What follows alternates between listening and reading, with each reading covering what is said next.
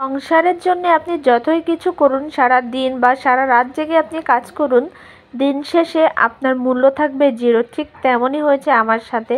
Hello বন্ধুরা, কেমন আছেন সবাই? নতুন ব্লগে সবাইকে ওয়েলকাম করতেছি।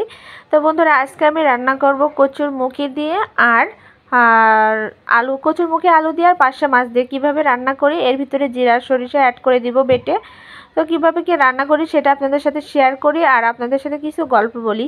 তো বন্ধুরা, সংসারে আপনি যতই পরিশ্রম করুন না কেন, আপনার মূল্য কখনোই থাকবে না, কারণ আপনি তো টাকা ইনকাম করেন না। সংসার এই সমাজ তাকেই বেশি মূল্য দেয় যার টাকা আছে আর যে টাকা ইনকাম করতে পারে। এই দুটো ব্যক্তিকে এই সংসার মূল্য দেয়, তাছাড়া কখনো আর অন্য কাউকে মূল্য দেয় না। তো আমার ক্ষেত্রেও তাই হয়েছে। আমি যতই গাধার মতো সংসারে কাজকর্ম করি না কেন, সংসারে আজকে বাজার ছিল না, তো ভাবতেছিলাম যে কুমড়োর খোসাগুলো ফেলে না দিয়ে একটু চিংড়ি মাছ দিয়ে ভাজি করে দিলে হয়তো বা একটা হয়ে যাবে, একটা আইটেম কেমন একটা হয়ে যায়, এই জন্য এটাও করে ফেললাম। তো সব দিকে নজর রেখে কাজকর্ম করি, সংসারও চালাই। সংসারে কি করলে 1 টাকা সেভ হবে আবার সে চিন্তা করি, তারপরও আপনার কোনো মূল্য থাকবে না। আপনি অসুস্থ থাকুন, সুস্থ থাকুন, আপনার সংসারের কাজ আপনাকেই করতে হবে, আর কেউ করে দিবে না। যতই আপনি বিছানায় শুয়ে থাকুন, যে আপনি পারতেছেন না, উঠে আপনাকে ওই কাজটাই করতে হবে। আপনার মুখে 1 গ্লাস জল তুলে দেওয়ার জন্য কখনো কাউকে পাবেন না। এটাই সংসারের নিয়ম।